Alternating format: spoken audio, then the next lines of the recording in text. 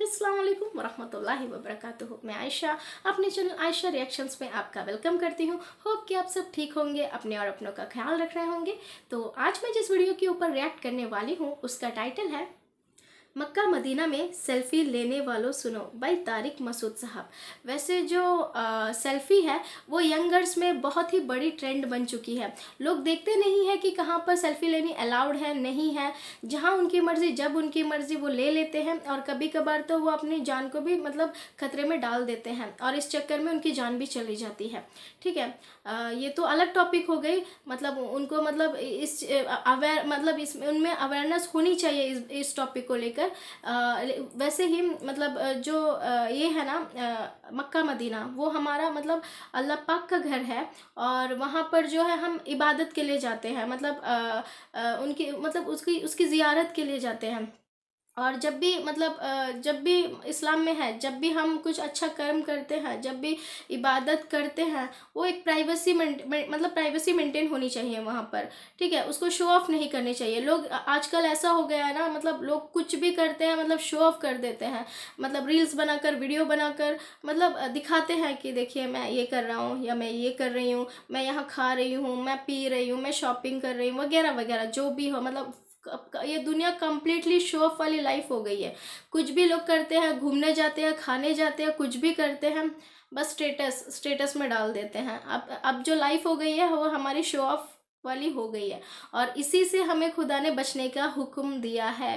ठीक है, तो वैसे ही तो यही बोला गया है कि मतलब ये शो ऑफ से बचनी चाहिए। तो वैसे हमारे तारिक मसूद साहब क्या कहते हैं इस वीडियो में, चलिए देख लेते हैं पहले, फिर अपनी बाकी बात को आगे रखते हैं। तो लेट्स प्ले द वीडियो। मुफ्ती तारिक मसूद के बयानात के लिए मुफ्ती साहब के ऑफिशियल चैनल मुफ्ती तारिक मसूद स्पीचेस को सब्सक्राइब करें।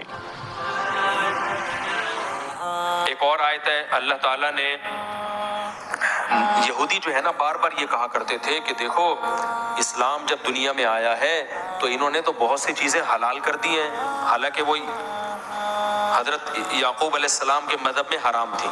तो अल्लाह ने बताया कि भाई यहूदियों पे कुछ चीज़ें हमने उनके गुनाहों की वजह से हराम की हैं, गुनाहों की वजह से वो नापाक चीज़ें नहीं हैं, तो वो उनको स्पेसिफिक उनके लिए सज़ा थी। फिर बार बार ये लोग कहा करते थे कि बैतुल मक़दिस की तरफ रुख करके मुसलमान नमाज पढ़ते थे, अब किधर नमाज पढ़ना शुरू कर दी है? बैतुल्लाह की तरफ। अल्लाह ने फरमाया इन्ना अव्वल बैती वुदिअ लिन्नास, सबसे पहले जो घर बनाया गया है ना लोगों के लिए ताकि वो इबादत करें, वो भी बक्का था। वो कहाँ है? मक्का को बक्का भी कहते हैं अरबी में, वो मक्का में है। तो बैतुल्लाह सबसे पहला घर है जो अल्लाह ने बनाया है। यहाँ मुझे एक बात याद आई, सऊदी अरब में एक साहब बता रहे थे, हमारे एक रिश्तेदार अल्लाह से दुआ मांग रहे थे, अल्लाह मुझे कोई घर दिला दे, तू भी बगैर घर के नहीं है सही है ना, तुझे भी घर की जरूरत है, तो मैं बगैर घर के कैसे रहूं? देखो कैसे कैसे लोग वास्ते देते हैं ना अल्लाह, ये तू अल्लाह हो के भी तुझे जमीन पे अपना घर चाहिए। बात बिल्कुल ठीक की है। मैंने कहा लेकिन इसमें एक चीज ऐड कर लो कि अल्लाह हमेशा से हमेशा रहेगा, इसलिए अल्लाह को किराए के घर की जरूरत नहीं, अल्लाह को अपने घर की जरूरत है। इसलिए अल्लाह ने किराए पे घर नहीं लिया।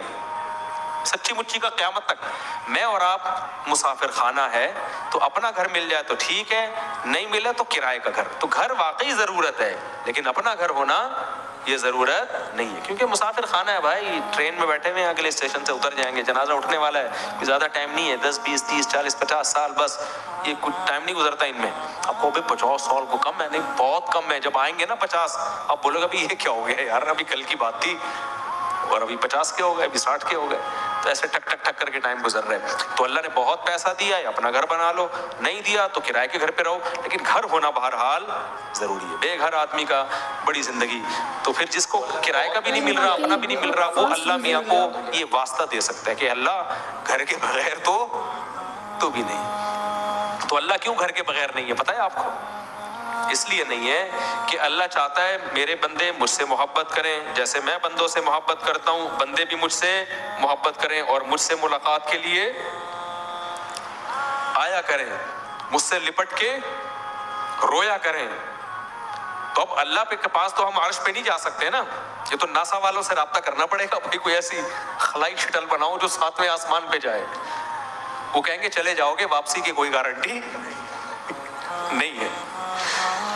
تو اللہ میاں نے کیا کیا بھائی, ہم جیسے اپنے ماں باپ کے گھر جاتے ہیں عید بقرعید پہ ان کی زیارت کے لیے, دادا دادی کے گھر جاتے ہیں, تو ہر ایک کے گھر ہی جاتے ہیں نا جب ملنا ہوتا ہے. کسی بڑے دن کے موقع پہ جب کسی سے ملنا ہوتا ہے تو ہم کہاں جاتے ہیں, روڈ پہ بلاتے ہیں اس کو. آپ آئے جی عید کے دن اپنی اماں سے ملنے جانا ہے, تو آپ نے کہا اماں وہ اعلیٰ دین پارک پہ آ جاؤ.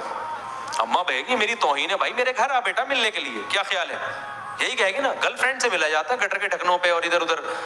لیکن جہاں تعظیم کا عنصر ہوگا, کسی ریلیٹو سے عزت دار سے ملنے کے لیے جانا ہوگا, تو کہاں جاؤ گے, اس کے در پہ حاضری دو گے. تو اللہ تعالیٰ نے, اللہ بھی یہ چاہتے تھے کہ میرے بندے مجھ سے ملیں, محبت کا اظہار کریں, اور بندے بھی جو جن کے دل میں اللہ کی محبت ہے وہ بھی چاہتے ہیں نا کہ ہم اللہ سے ملیں. تو اللہ نے کہا میں تو عرش پر ہوں, تو تم کہاں آ جاؤ, یہ میرا گھر ہے. تو اللہ میاں نے کوئی لگژری گھر نہیں بنایا کہ اس میں اٹیچ باتھ روم ہوتا, اس میں کچن ہوتا, اس میں ایک واش روم ہوتا, اس میں لگژری سوئمنگ پول ہوتے, اس میں جناب کو بڑے پنکھے, ایئر کنڈیشن اور فانوس لٹکے ہوئے ہوتے. نا نا نا, اللہ نے کہا بھائی محبت کا اظہار کرنا ہے نا لپٹ کے, تو ایک چار دیواری بنا دی. اب تو پھر بھی اس میں سونے وونے کے دروازے لگا دی. ابراہیم علیہ السلام نے تو کچے گارے کی مٹی سے بنایا تھا, اور جگہ بھی ایسی بیابان, کوئی گھاس پھوس بھی نہیں اگتی وہاں پہ. ایسی جگہ پہ اللہ میاں نے اپنا گھر بنا دیا. بیابان جگہ پہ پتہ ہے کیوں بنایا اللہ میاں نے؟ اگر اللہ میاں اس کو سوئٹزرلینڈ جیسی جگہ پہ بنا دیتے نا, تو پھر تو سوئٹزرلینڈ کے چکر میں جا رہے ہوتے سارے, لیبل لگاتے اللہ کے گھر کی زیارت جا رہے ہیں, اصل میں تو پہاڑیاں دیکھنی تھی ہری بھری. اللہ میاں نے کہا ایسی جگہ پہ بناؤں گا کہ جو مجھ سے محبت کرے گا وہ محبت ہی کھینچ کے لائے گی, اس کے علاوہ اس کو وہاں انٹرٹینمنٹ کی کوئی چیز نہیں ملے گی, کوئی آبشارے چشمے نہیں ہے وہاں پہ, ایک زمزم ہے بس, وہ بھی دودھ کی نہر نہیں ہے, کوئی شہد کی, پانی پانی ہے وہ بھی.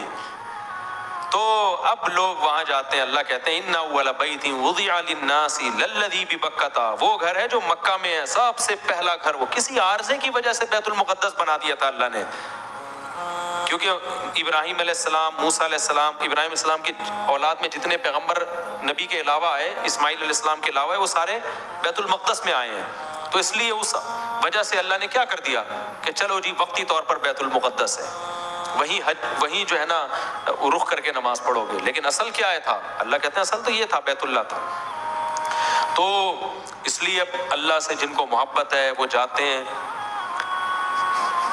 وہاں ایک عجیب منظر ہوتا ہے لوگوں کا, تو کیسے یہ جو ملتزم ہے یہاں لپٹتے ہیں, کیسی روح کو تسکین ملتی ہے کہ نہیں ملتی.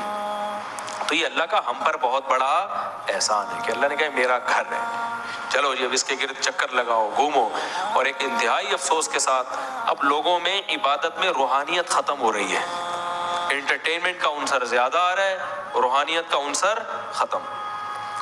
یہ دو بہت بڑی عبادتیں عمرے میں, طواف اور سعی, اس میں باتیں کرنا, سیلفیوں کی طرف توجہ دینا. دیکھو جب آپ اپنے دل سے کسی کام کی عظمت کو ختم کر دو نا اور انٹرٹینمنٹ بنا لو اس کو, اس کا سب سے پہلا وبال پتہ ہے کیا آتا ہے, پھر دوبارہ کبھی بھی آپ وہ عبادت کرو گے اس میں آپ کو روحانی لذت محسوس نہیں ہوگی. مثال کے طور پر آپ نماز پڑھ رہے ہو, اس میں ہنسی مذاق شروع کر دو نماز میں, اور کبھی کھجا رہے ہو, کبھی ہنس رہے ہو, کبھی کیا کر رہے ہو, تو نماز تو ٹوٹتی ہے. لیکن اگر اس طرح چند دن دفعہ پڑھو گے نا تو پھر نماز کی لذت ہمیشہ کے لیے ختم ہو جائے گی, آپ کے دل سے نماز کی عظمت نکل جائے گی. اور آسان مثال دیتا ہوں, مسجد میں ہم آتے ہیں, ایک الگ سے احترام ہوتا ہے نا مسجد کا, ذہن میں کیا خیال ہے کہ بھئی گالی نہیں دینی, شور شرابہ نہیں کرنا, تمیز سے بیٹھنا ہے, ہوتا ہے نا احترام.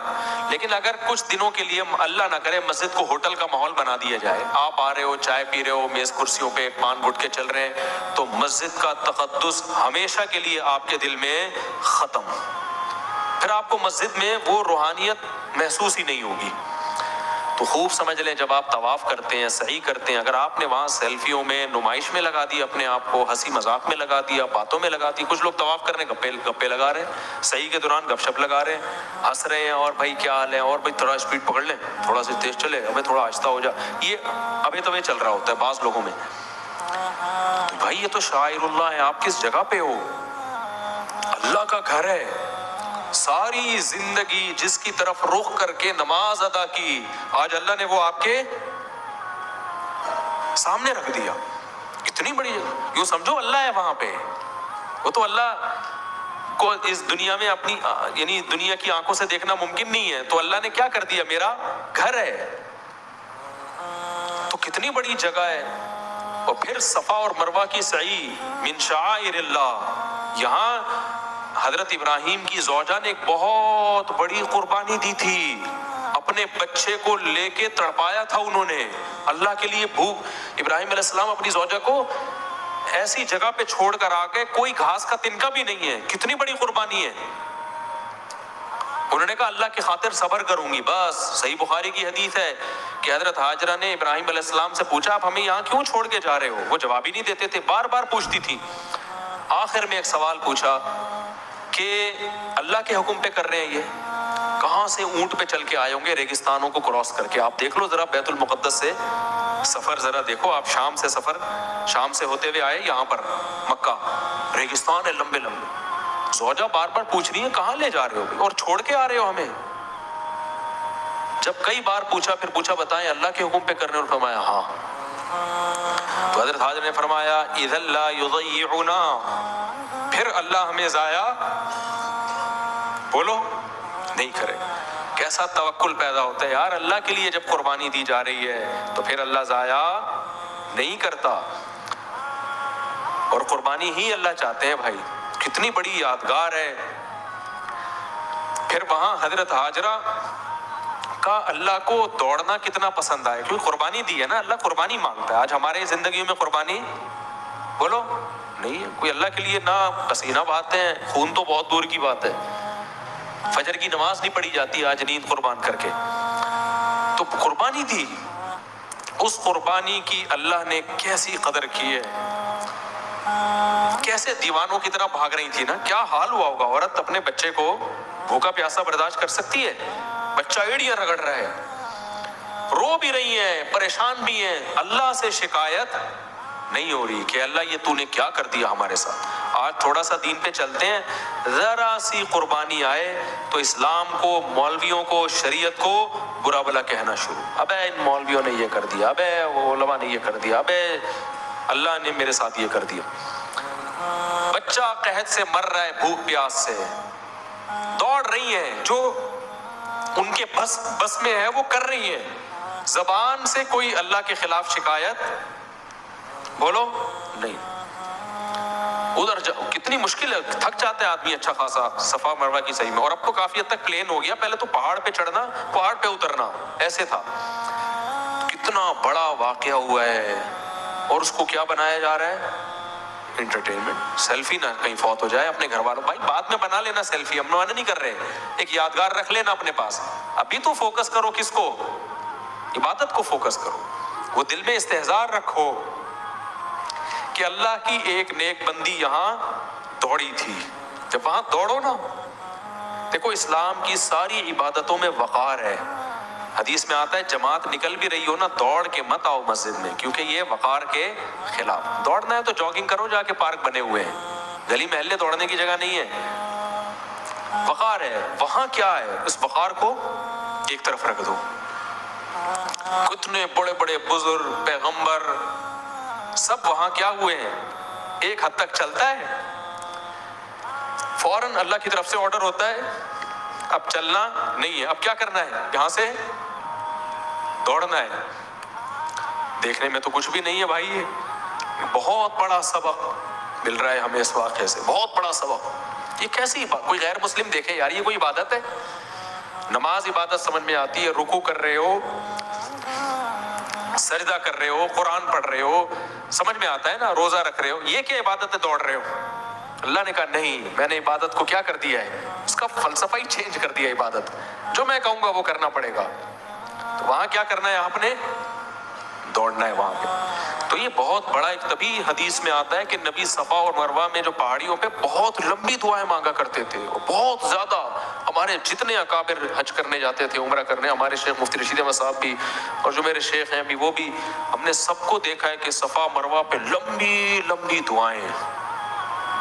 کیونکہ یہ دعا کی قبولیت کا موقع ہے, واقعہ ہوا تھا یہاں پہ, اس کا واسطہ اللہ کو دیا جا سکتا ہے. لیکن ایک وہ بھی ایک انٹرٹینمنٹ سے بن گئی ہے. عمرے میں بھی مجھے تو, میں چونکہ اب عام دنوں میں تو میں جب عمرے پہ جاتا ہوں تو منہ چھپا کے جاتا ہوں, لیکن احرام میں تو منہ نہیں چھپایا جا سکتا نا. تو طواف کے دوران لوگ آ کے تنگ کر رہے ہوتے ہیں, اور مفتی صاحب, میں نے کہا تم, غصہ آتا ہے پھر مجھے, یار تم اللہ کے گھر میں آئے ہو, مفتی صاحب کو دیکھنے کے لیے آئے ہو تم یہاں پہ. کتنی افسوس کی بات ہے, جب طواف کر رہے ہو تم ایک مشہور آدمی نظر آیا تو اللہ کو دیکھنے کے بجائے کہاں دیکھ رہا ہے, مفتی صاحب کو. بعد میں مل لینا, بعد میں اگر مفتی صاحب مارکیٹ سے شارٹ ہو گئے تو کوئی بات نہیں, ابھی اس کو فوکس کرو. اللہ کا گھر ہے بھائی, اس کی توجہ دو.